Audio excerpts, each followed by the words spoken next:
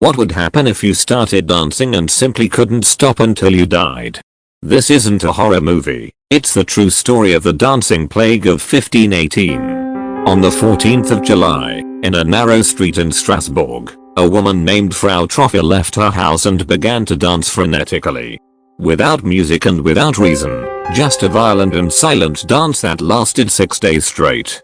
What seemed like an isolated act of madness became a nightmarish pandemic.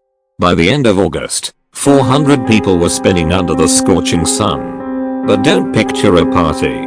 Chroniclers of the time described Antian scenes. People danced with mangled and bleeding feet, screaming in pain but unable to stop their muscles. There was no joy, only pure terror on their faces. Up to 15 people were dying each day from heart attacks, strokes, and sheer exhaustion. What did the authorities do? They made the worst possible decision. Doctors diagnosed the victims with hot blood. Their cure?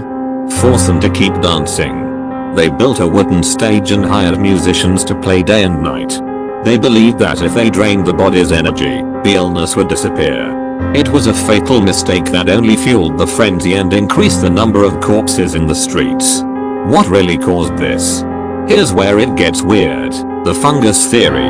It's believed that the rye bread was contaminated with ergot, a fungus that contains substances similar to LSD. Basically, the entire city was on a massive psychedelic bad trip, Saint Vitus' curse. In 1518, many believed it was divine punishment.